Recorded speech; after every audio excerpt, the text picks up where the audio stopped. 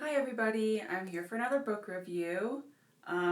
Today I will be reviewing Chickens in the Headlights by Matthew Buckley.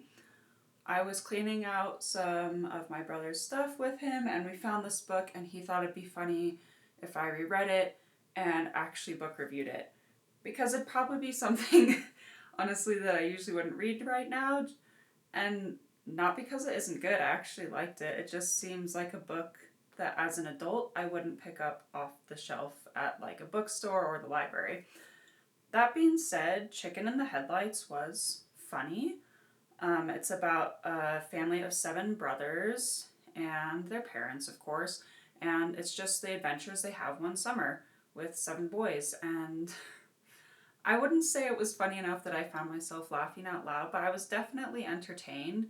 And growing up with 3 brothers, I felt like I could relate. At one point, Matthew, so the author, it's like a memoir, he gets locked out of the house by his older brother. And I totally actually was the person locking someone else out once. I totally locked my older brother and the babysitter out once because I was upset at them because I had lost a game earlier. So there were definitely things I could relate to in the book having siblings, and that was funny. Um, my main criticism of the book is that there weren't enough chickens in it. Like, they're all excited to get chickens and goats over the summer and take care of them, but the animals didn't get there until more than halfway through the book. And I felt like they were there for 3 or 4 chapters, and then, spoiler alert, they slaughtered the chickens. And so I wanted more chicken stories and more animal stories and more craziness with the animals because it is called Chickens in the Headlights, and I felt like there was not enough chickens in the headlights. But other than that, I felt it was, like I said, relatable coming from a family with siblings, and also there's a great part with grandma giving inspirational speech to the young boy Matthew and all these things. And so even though it is a book I'd say for younger people, Chickens in the Headlights still was entertaining as an adult. The writing, of course, was easy. It was a fast read. I read it over a couple of days, just picking it up and putting it down. So, yeah, Chickens in the Headlights by Matthew Buckley. The one other thing I had to say about it is he is Mormon, and so there are parts when he mentions Mormon things, and if you aren't, you might be a little bit confused, but it's not a big part of the book. Like, it's literally a few paragraphs and maybe like 3 or 4 chapters, and that's it. So it doesn't take away from the story. If you don't have a Mormon background, you're not Mormon, you don't know anything about the Mormon church or the LDS church, you still won't be confused. Like, you'll still get it. It's totally fine.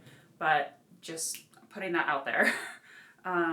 So yeah, Chickens in the Headlights by Matthew Buckley. I know I just already held it up earlier, but it was still good. I liked it. So today for my random question, it is literary or something. But the question is, who is your favorite fictional detective?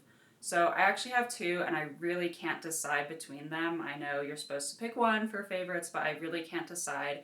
And the first one is Sherlock Holmes. I have read all the Sherlock Holmes stories 3 or 4 times through, maybe. Love them. He's fantastic.